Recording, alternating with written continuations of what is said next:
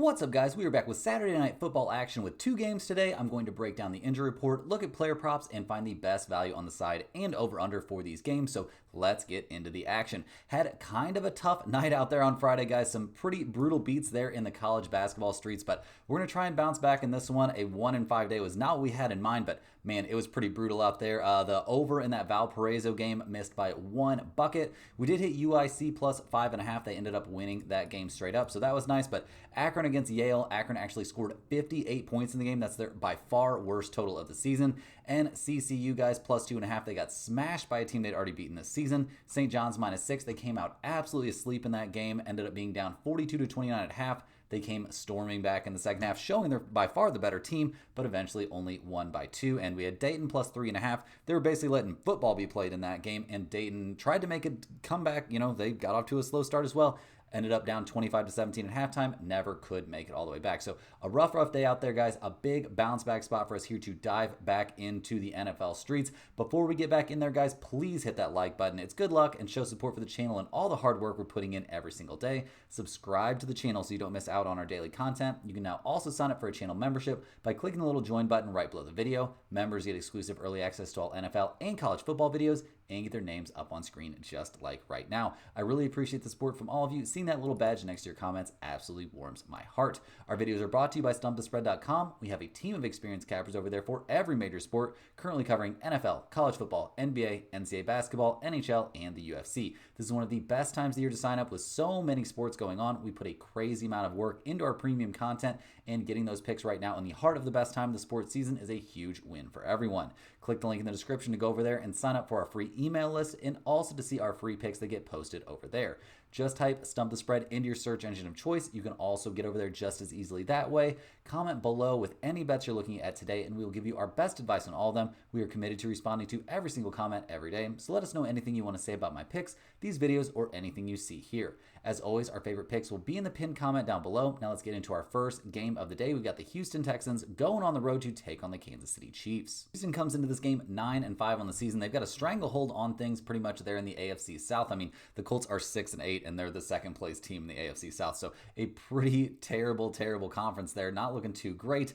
We liked what we saw last week from the Texans in their 20-12 win over the Dolphins. But yeah, over their last 4 games, how pumped should we really be about Houston? I mean, they've won 3 out of 4. They've got a loss in there against the Titans, a 3-point win against the completely helpless Jaguars, and yeah, blowing out the Cowboys back then didn't look so tough either. So we'll see what they can do in this game. I mean, in their win over the Dolphins, CJ Stroud looked pretty good, kind of, I would say. I mean, only 131 passing yards. That's not exactly amazing. 2 touchdown passes, though, 0 interceptions. He was sacked 4 times as that offensive line continues to be a pretty big problem here for this offense. Gonna need to address that somehow, down the stretch this season if they want to be taken seriously there in the playoffs. So we'll see if they find a way to do that. We'll also see if they can find a way to get the running game, the pass blocking game, and the run blocking game back on track, because Joe Mixon only had 23 yards on 12 carries last week. Not what we're used to seeing from him, although it's becoming more of a thing, guys.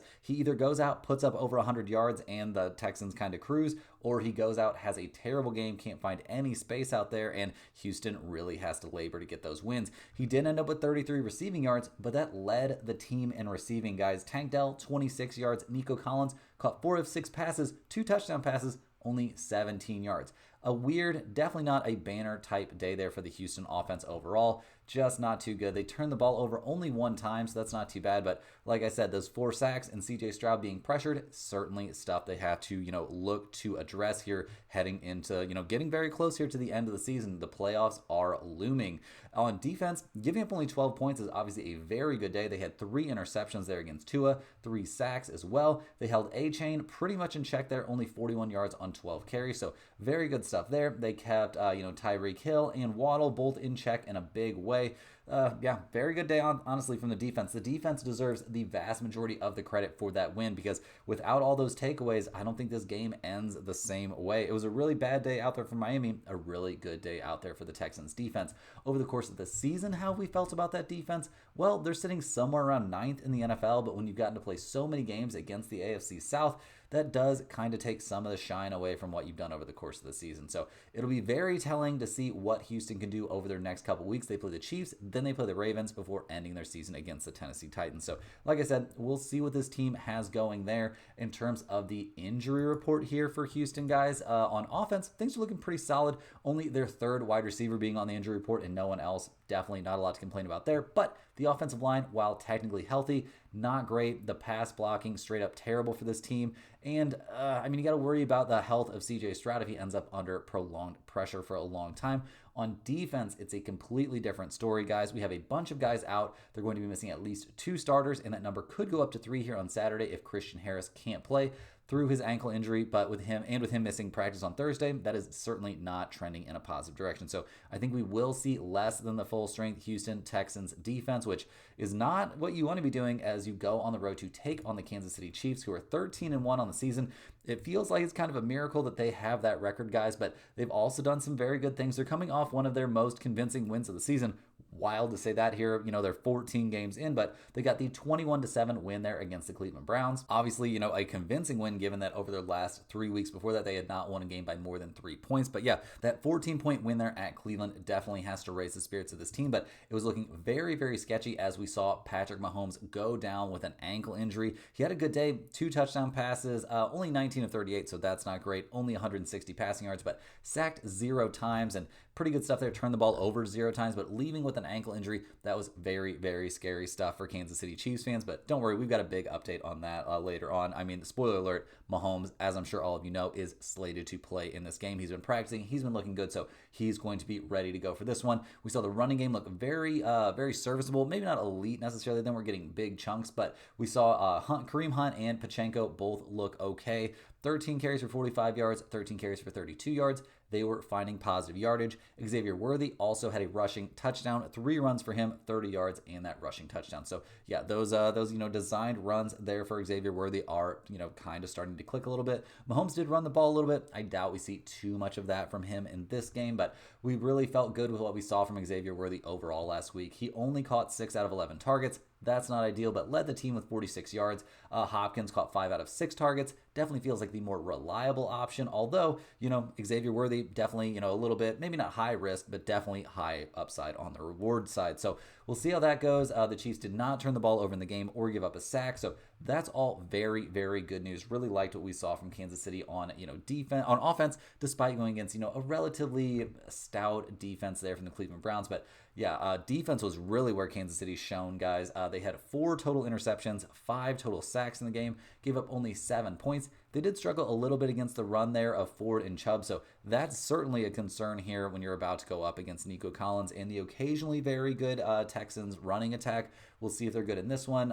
They did give up 108 receiving yards there to Jerry Jeudy, but they generated a total, guys, of 6 turnovers in the game. So you honestly would think this would have been a bigger blowout than it was, but still, 14 points, a game that was never really significantly in doubt. I think the Chiefs and their fans will certainly take that.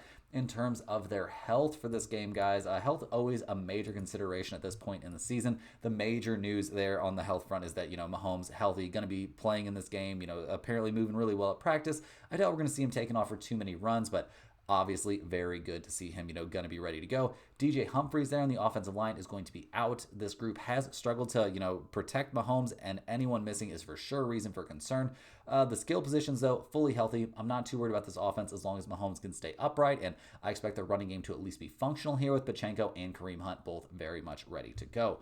On defense, the line looks good, but Connor is going to be out for this game, leaving the secondary at less than full strength, and there's at least one starting running back that could be sidelined. But overall, this Chiefs defense has been so good this year, guys. They've been the better unit for this team, absolutely no doubt about that. They're currently 4th in the NFL, giving up only 18.5 points per game, and it's not like they're going against a team that's been lighting the world on fire there offensively. So we like this spot a lot for the Kansas City Chiefs defense. So overall, not looking too bad.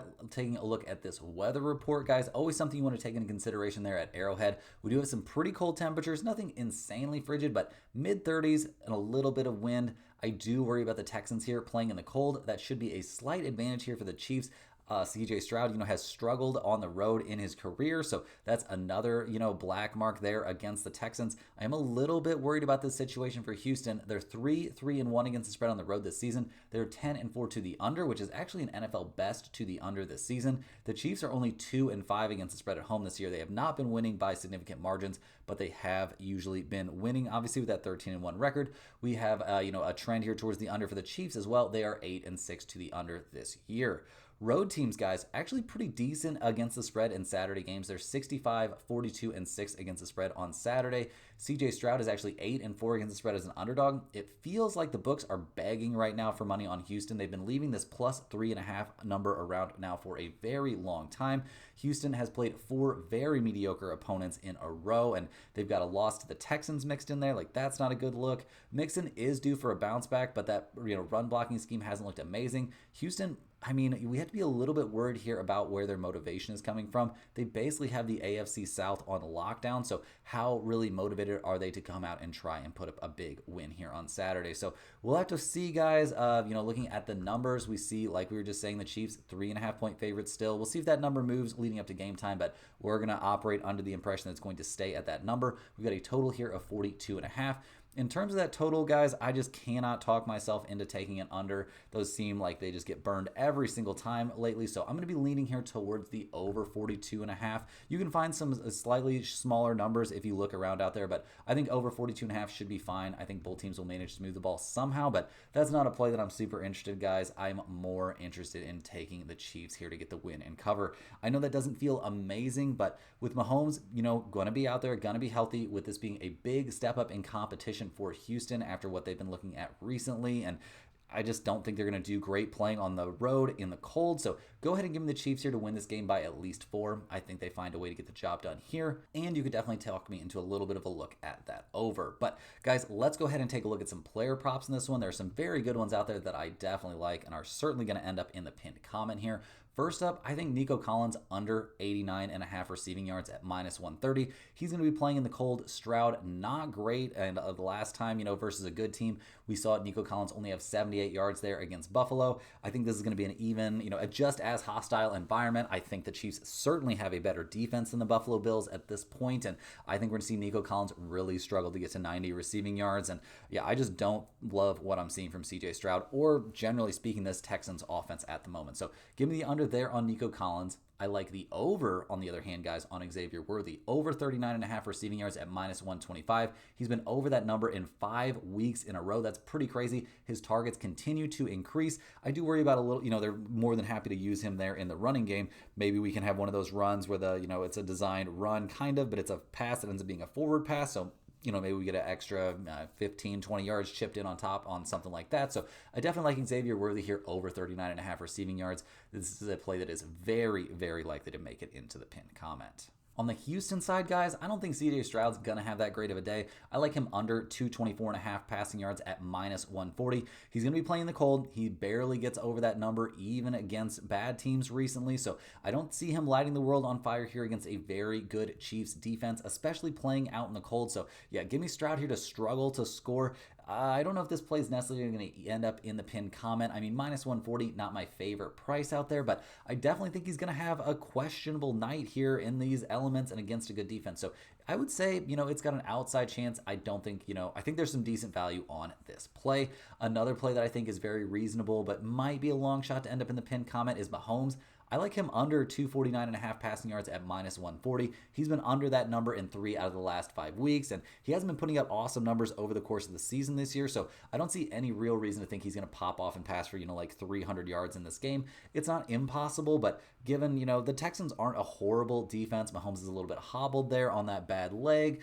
I don't know how bad it really is. It's being reported that it's fine, but there's no way it's completely fine, or there wouldn't have been so much, scare around this being a major high ankle sprain. So I like Mahomes to struggle a little bit. Under 250 passing yards, it seems like good value to me. And last but not least, guys, I think Travis Kelce is due for a touchdown in this game. The price is only +140. I don't love that, but this just feels like the atypical Kelce touchdown spot. It's a big, special game, being played on Saturday. I think we see him get into the end zone. He hasn't been in the end zone for quite some time now. Definitely has had a hard time scoring touchdowns this season, but with Worthy and Hopkins taking up a decent amount of attention there in the red zone, I think there's a good chance that Travis Kelce could find a way to get a touchdown in this game.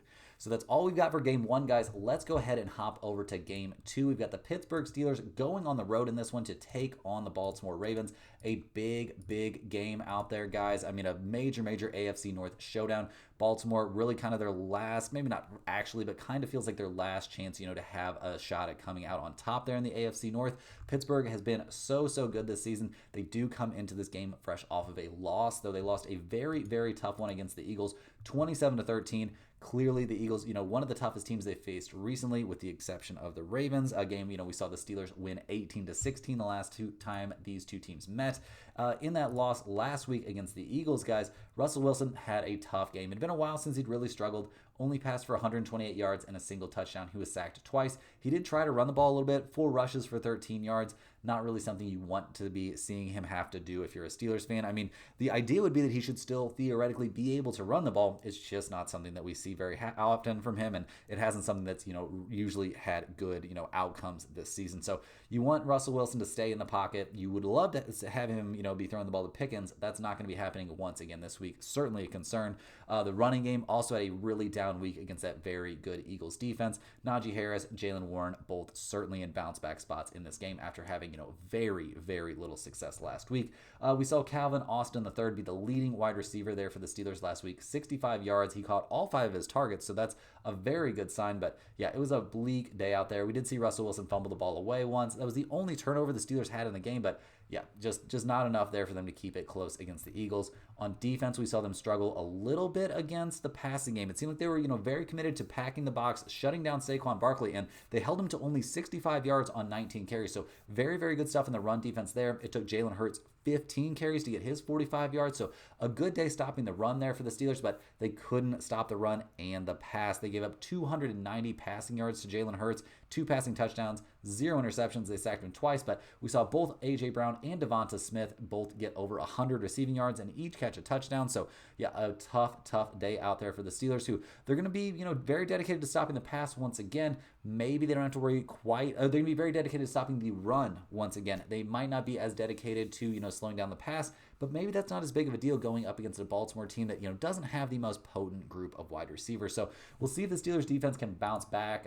They've gotten very good injury news over the course of the week. We'll dive into that very soon here. Over the course of the season, they're the 6th best defense in the NFL, giving up only 18.9 points per game. So expecting good stuff from them, especially, against an opponent they held to only 16 points the last time they met up. So looking at the injury report here for the Steelers, guys, on offense, the squad is healthy and ready to go, with the key absence, obviously, being George Pickens. He's going to be out for this game with that hamstring issue. Other than Pickens, this offense is fully healthy. I expect them to be in good shape in the running game, but also kind of be searching for good pass catching options.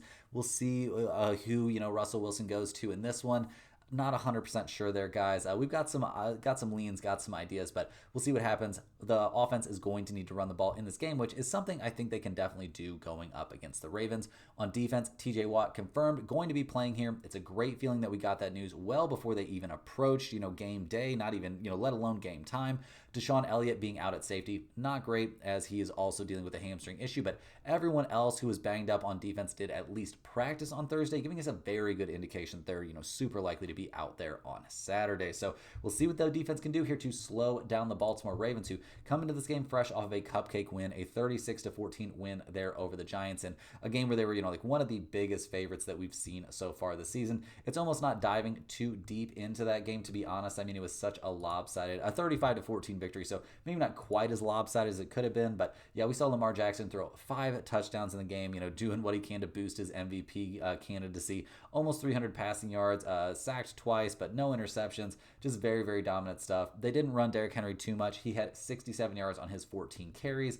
We saw Rashad Bateman, 80 receiving yards, caught 3 out of 5 targets, a couple of touchdowns. Justin Hill also caught a touchdown. Zay Flowers maybe taking a little bit of a back seat. We did see Lamar fumble it away once, so I guess that's not a great look, but we'll cut him some slack in a game his team was absolutely just, comfortably handling. On defense, giving up 14 points to the Giants. Okay, fine. You did a good job against one of the worst teams in football. I more want to look back at what the Ravens were able to do, against the Eagles. They held the Eagles to 24 points, not amazing. Give up 23 points against the Chargers, okay, I guess.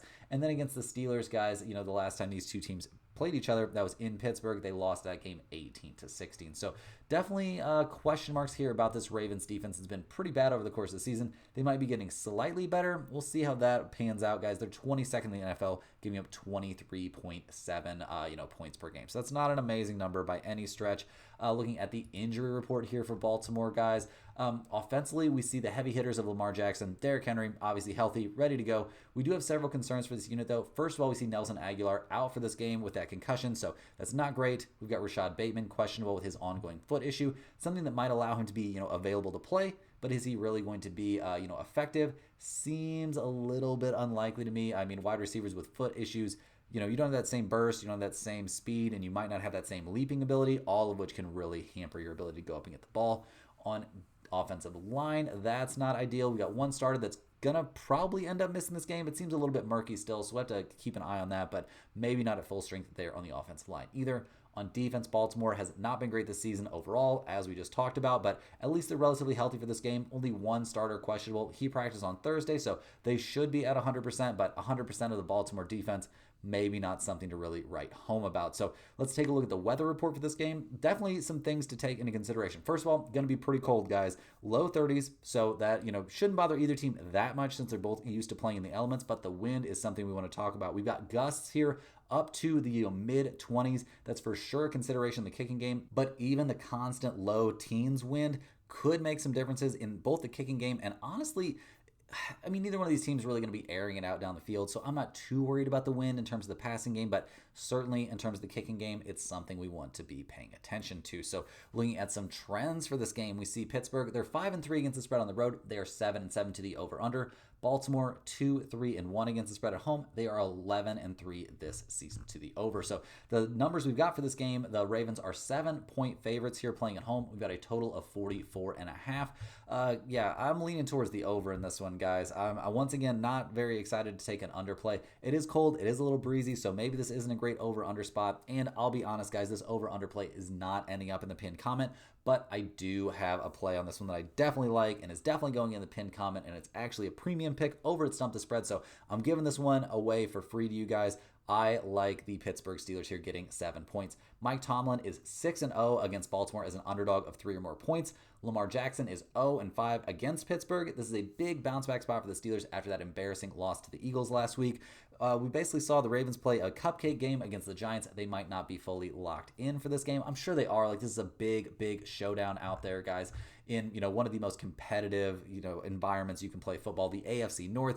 So I do think they'll be locked in, but if it's going to be a super tight game, I want to be on the team that's getting a touchdown. So definitely taking the Steelers here at +7. That's going to be my main lean on this game. But don't worry, guys. We've got a bunch of player props lined up for this one as well. And first up, guys, I like Isaiah Likely over 24.5 receiving yards at -125. There's really not a lot of wide receiver options out there for Baltimore except for him and Zay Flowers.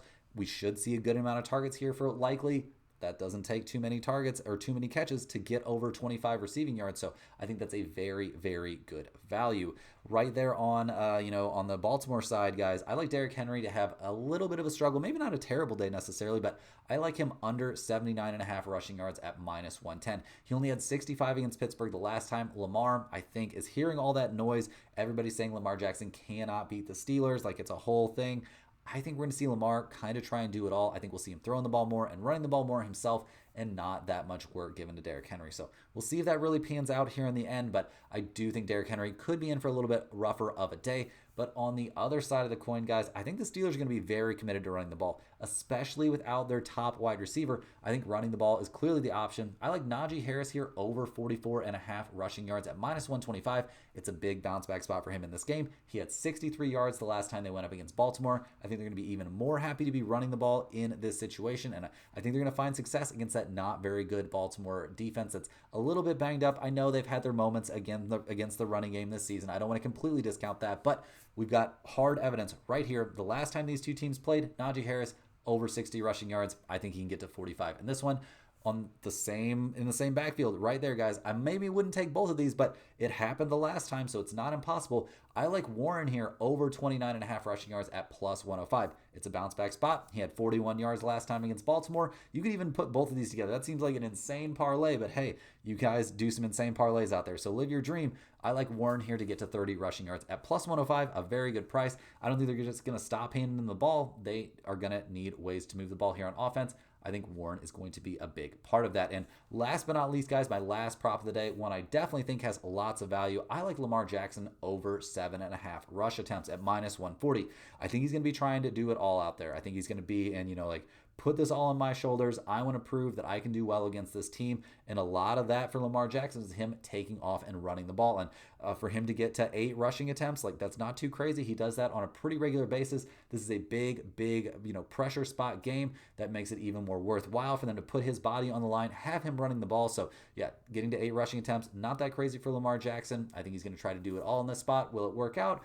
I think they might win the game, but I don't think it will be by 7. So, guys, that's all I've got for this one. Hit that like button for good luck on all of your bets today. Comment down below any questions you have on today's slate. I'm more than happy to get back to you. I'm answering all those questions in there. Subscribe to the channel if you're new. Sign up for a channel membership if you want early access to pretty much all of my videos. Thanks again for watching, and we will see you guys tomorrow for another big NFL video. We'll be covering the entire Sunday NFL slate.